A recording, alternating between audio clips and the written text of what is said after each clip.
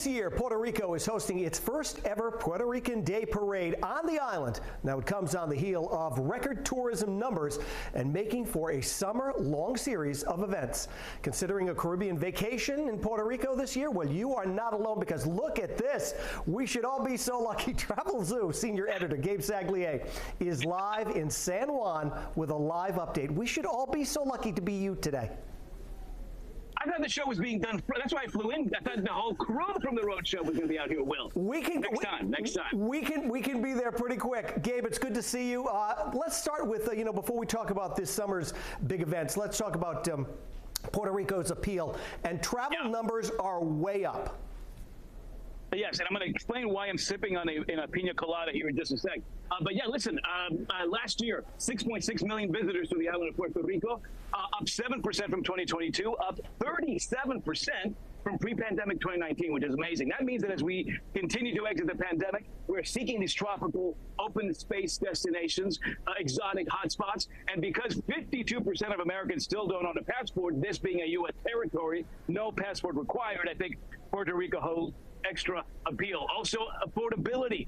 Keep in mind that out of the airport there in Providence, I saw flights, round trip starting in June, starting at about $125.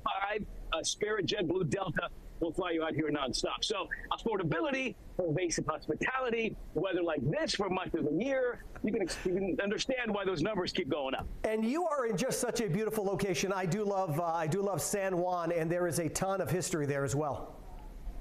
Yeah, first of all, history on this drink. So this is the 70th anniversary of the Pina Colada, which was invented right here at the Caribe Hilton Hotel, opened up in 1949. So it's celebrating its 75th anniversary. And one day behind the bar, a gentleman decides to combine some rum, some cream of coconut, and a little lime juice, a little bit of pineapple juice. And here's where we got the Pina Colada, which is the official drink of Puerto Rico. And this is a great resort, 17 acres here, very close to the airport, and just on a beautiful stretch of beach. I hung out yesterday in Old San Juan, which is about 2 miles from where I am right now. Founded in 1521, and as a U.S. territory, that means that San Juan is the oldest U.S. city, 500 years plus of history. Beautiful cobblestone streets. I love the pop of color on the buildings there. It was designated a UNESCO World Heritage Site in 1983. It's built as a grid, Will. So even though it's a little warm, it can be a little humid, you always get a little bit of breeze, a little bit of shade when you're in Old San Juan. And that's juxtaposed by sort of the buzzy metropolis that San Juan itself has become. So yeah, amazing amount of history here and plenty of pina colada. And there's also a lot of biodiversity in Puerto Rico as well. Yeah, and those who come here tell you that's the way to really enjoy Puerto Rico. Get out and enjoy the beautiful stretch of beach. There's 300 miles of coastline here. 3 of the 5 bioluminescent bays in the world exist in Puerto Rico. In the center of the country is the El Yunque rainforest. It's the only tropical forest in the U.S.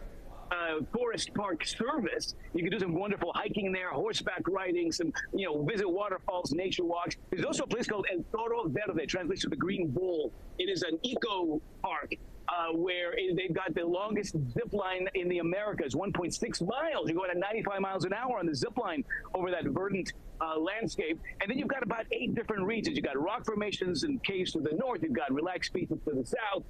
On the west is a surfer's paradise. And of course, off the eastern tip of Puerto Rico are 2 beautiful islands, Culebra and Vieques. You're out there in about 45, 50 minutes by boat, 20, 25 minutes by plane, and you're a world away, Will. Flamenco Beach on Culebra, consistently voted one of the prettiest beaches in the world. So, yeah, from a biodiversity, from a nature-inspired standpoint, tough to beat Puerto Rico for sure. That's right. And let's get down to it, because it's going to be a big parade that they are going to be having as well. So believe it or not, for the first time ever, the Puerto Rican Day Parade will be hosted right here in Puerto Rico this summer. It's May 18th, and it's part of a 4-month festival called El Junte Boricua. Boricua is a name given to that native Puerto Rican spirit and vibe. And it's a 4-month event, May through August. They've got jazz fests and 10K races and food festivals, but May 18th is the first ever Puerto Rican Day Parade held right here in San Juan on the island of Puerto Rico. Keep in mind, Will, 3 million residents here on the island, just under 6 million Puerto Ricans living in the U.S., many of them, of course, in the state of Rhode Island. And so this is really sort of a call to the folks who have that connection to San Juan because of their heritage, or those of us who kind of just want to feel Puerto Rican for the day. So come out here this summer and celebrate that in a big way. You follow the hashtag Discover Puerto Rico. You're going to find all the information you need. And that might be the excuse to bring the road show on the road here. Look, what I'm thinking. I'm going to be there. I'm going to be there in June. So if I mention Gabe's name, if I mention your name, do I get any perks? You know what they do is it's an extra shot of white rum is what they do. Sign me up. Gabe, good to see you. Thanks so much for being on with us. And if you are interested in booking a trip to Puerto Rico and you'd like to find out more, you can head on over to our website. That is roadshow.com.